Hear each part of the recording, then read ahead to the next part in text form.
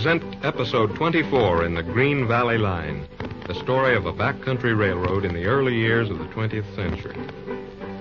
Our story resumes in the hills above Morristown. It is Sunday, and Bill Reed is enjoying a few hours away from the job with his mother and Carrie Graham. Let us picture the scene as we look down from the Big Forks Trail. The quiet of an old-fashioned Sabbath broods over the Green Valley. To the westward, the big mountains loom on the horizon. The woods are glorious in their autumn coloring.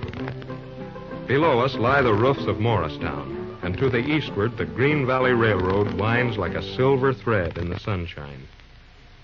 True to his restless nature, Bill Reed is away down the river after trout while the two women sit talking in the shade of a big pine tree.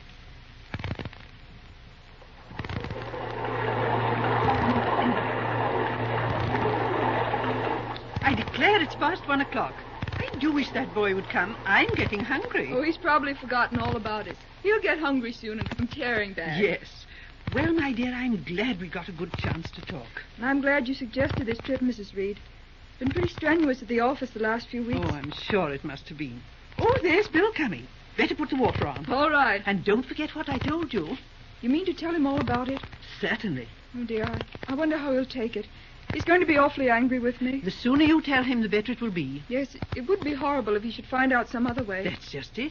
And after all, if you believe it was right, there's nothing to worry about. I'm sure I was right. But he already thinks I'm inclined to interfere in his plans. And, oh, dear, I simply couldn't bear it if Bill turned against me. I see. So that's it. Yes. Well, it's got to be done. Now, here he comes. We'll have lunch, and then I'll leave you two alone. Hello, folks. Look what Well, young man, do you know what time it is? Carrie and I are starving. Oh, I'm awfully sorry. I struck a wonderful pool below the Big Bend. Take a look at these. Oh, I see. 3 rainbows and a dolly. But say, I got into one that broke my leader. Talk about a fish. Say, he was just about 4 times. Oh, yes, I know that kind. What do you mean you know that kind? This was the biggest one I ever saw. Oh. I'll swear he was all Don't of... talk to me. Huh? I've heard all about those big ones on fishing trips with your father. Oh. Oh, gosh, he was a pretty big one, though, Mother. Oh, yes, that's all right. Get a couple of those fish clean, Bill, and hurry up. All right. We're going to have fresh trout. Come along now. You bet Let's I will. hurry and have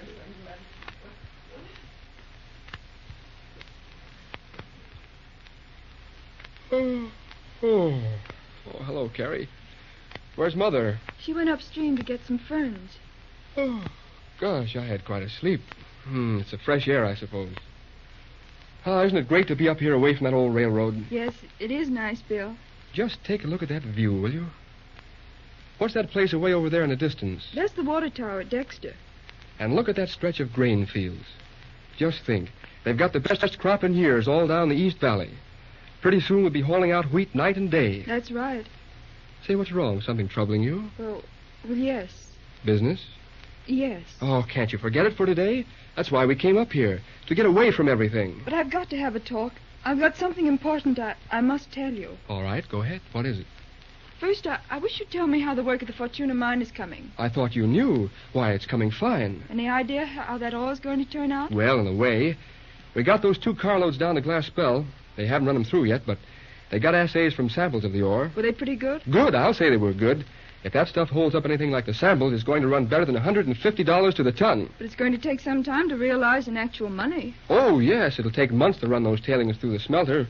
But look at the business it will mean. What I'm wondering is, can you get a loan on that stuff? Why, sure. I took the assays down to Mitchell at the bank. He let me have anything I want. Oh, thank goodness. But I don't need it. If we work that stunt to use the opposition money, we won't need a loan. Oh. Say, there's the thing that appeals to me. They'll be caught in their own trap, and the money they're spending to make it tough for us will be used to pay their mortgage. That's what I wanted to talk about. Well, you still worrying about that? It's too late now. I've sent the telegram. I can't understand why we haven't had an answer. But I guess it'll be there in the morning, all right? I don't think so. What? Say, what is this? You know, I didn't like that deal, Bill. Yes, I know. You thought it was crooked, and yet it's perfectly legal. Well, anyway, you can forget about it because you'll never get that money. At least not from the CK&W. What? Say, I don't get this at all. What have you found out? Nothing. I only took steps to prevent your father from sending that money. You what? I see. You spilled that story to the opposition, is that it? No, I didn't do any such thing. Or perhaps you told your father. It amounts to the same No, thing. I didn't tell Father. I said I took steps to prevent the money being paid. I did that because I thought it was wrong. If you think it's worthwhile, will you tell me just what you did do? I did nothing that would get you into any trouble. But I stopped that remittance. Yes, you said that before. Well, naturally, I'm a little curious to know how you worked it.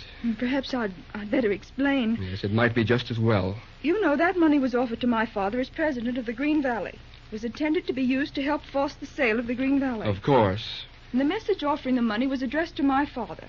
We tapped in on the message, and you thought that as acting president, you'd take a chance and use the money in a righteous cause. Yes, you put it all very clearly. Well, then you wired in the name of the president, asking them to send along that $70,000. It was a clever idea, but, well, I didn't like it. Oh, you didn't like it, huh? Well, come to the point. What did you do? Well, my name being Graham, I sent another message to say the money would not be needed, and signed it Graham. I see. So that's how you fixed it. Well, I've got to hand it to you. It was pretty neat. Well. And so, boys and girls, this is how Sally the Snooper fixes the old villain. You've no right to say that. It was the only thing I could do. There wasn't any use trying to argue with you. You're so bullheaded. Thanks for the criticism. So, while I was thinking you were something above the average in women, doing my best to pull this old railroad out of the hole, you quietly knifed me in the back. Bill, don't say that. I'm sorry. I've been half crazy since I sent that message. You know I don't care anything about the job. If I'd realized what it would mean to you, I'd have cut my hand off rather than send that message. Yes? Well, it's a little late to think of that now. I guess this is the end of our partnership. What? You mean? I mean that after today, I never want to see you again. Oh, Bill. I'm fed up with the whole business. All right, let's forget it. I'll find Mother and we'll get going.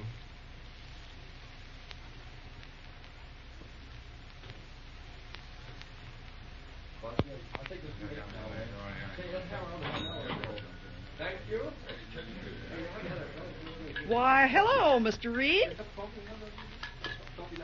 Well, hello, Ma. Gee, you're quite a stranger. Yeah. I'm glad to see you. Sit right over there in the booth. No, I'll sit up to the counter, Ma. Just dropped in for a cup of coffee. How's business? Business? My land. I ain't got a thing to kick about, except that I'm pretty near rushed off my feet. That's so? And the girls, too. Hmm. I never seen so many people in Morristown all the time I've been here. Yeah, things are getting pretty lively around here. I should say they are. But say, you're looking kind of peaked, ain't you? Feeling well? Oh, I guess I'm all right, Ma. You been working too hard? Oh, no. Not any harder than usual. We're pretty busy over the depot. Yeah? I heard Miss Carey working there in the moor. Is that right? Yeah, that's right. She's taking a little time off. Uh-huh. Guess you'll be missing her pretty bad. I reckon she's... Say, Ma, get me that coffee, will you? Sure. I'll get it right now. Sure you won't have nothing else? No, just coffee. Say, have you seen anything of Spider? No, not this morning. He's out to the Fortuna Mine spur working, ain't he? Yes, they just ran in for coal and water. Well, then I reckon he'll be in for lunch pretty soon. Say, Mr. Reed... Mm-hmm. What is it, Ma? Tain't none of my business, but I'm awful glad you give Reuben Porter a job out at the mine with Spider. He sure needs it. That so? Yeah, you see, he's got a wife, pretty sick. They're going to operate on her. Oh. It's sure been tough for Rube this whole time. Is a friend of yours? Why, sure. I've known Reuben for quite a while. He's a darn good fellow. Kind of dumb, but he's an awful good worker. Well, that's fine, Ma. Hello, Ma. Now, I declare, here's Spider now. Hello, Spider. Say, sit up here. I want to talk to you. Sure, kind of glad I run across you. This your fireman here? Sure. Hey, Rube. Yeah. Come here. Yep. Shake hands with Mr. Reed. Sure. Well, howdy, Mr. Reed. How are you? Well, I'm mighty glad to meet up with you. I sure appreciate it. Oh, that's Get all off right. my foot. Yes, sir. I heard a lot about you from Mr. McGee here. So? Say, will you get off my foot? As I reckon. Hey. Yeah? Take it easy, Rube. Go on over there and eat your lunch. I got to have a talk here with Mr. Reed. Oh, sure. Well, I'll be seeing you, Mr. Reed. All right. Yes, sir. Mighty glad to meet you, Mr. Reed. All right, Thank same to you. You see, Slim, Rube's kind of talkative. Yeah, so I noticed. Say, Slim, you done the right thing by Rube for giving him a chance. He's a bear to work. I got him on the steam shovel, and he's doing fine. That's good. How's that ore running? Well, we got things in pretty good shape. There was a lot of waste rock on the top of the dump. We got that pretty nigh cleaned off. And the stuff looks pretty good underneath. Going to start shipping pretty soon? I guess so. I've been expecting to hear from the smelter all morning. If the run of that ore holds up to the samples, we'll start to shoot out that rock as fast as you can load it. Well, we ought to do 10 cars a day for a while at least. Maybe better. That's pretty close to 300 ton a day, ain't it? That's good. How'd you come out with them mining companies? All right. They'd got wind that we were short of money, and the two firms combined to dicker for the mine. Is that so? They knew all about the good ore in the dump, too. Uh-huh. But thanks to Matt Stevens, I found it out just in time. Yeah? Well, if you'd have sold half interest for $70,000, what them guys would be making big money fast. Well, I'll have Stevens go over the mine itself. Maybe we'll work the property on our own hook. What? Things seem to be panning out pretty well now, Spider. Yeah. You reckon we're going to pull through all right until this fall? You bet your life. It's a certainty now, Spider, that the Green Valley line is going to meet its obligations right on time. Gosh, that's fine, Slim. Moreover, we're going to expand, Spider. Going to make a real modern railroad out of the Green Valley. No. As part of the through line from Chicago to the coast. Well, gosh darn it, that's mighty You good bet. news. I reckon you're feeling kind of happy, ain't you? Yes, I ought to be, I suppose. But right now, I've lost interest in the whole darn business. What do you mean? I don't care if the road goes up or down. Doesn't mean anything anymore. But say, listen here, Slim. No, it doesn't mean a thing to me. Mr. Reed. Oh, let's see it. Just a... Well, this is good. The smelter people say those 2 cars of ore average better than $80 to the ton. Boy, ain't that something? All right, Spider, get busy now. I want 5 cars of that ore on 72 tonight. Hop to it now. Sure. I'm halfway there right now.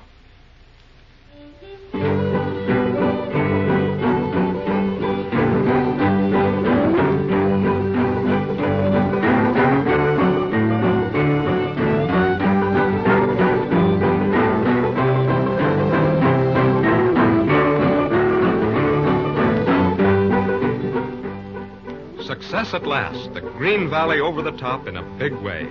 But all to no purpose as far as Bill Reed is concerned.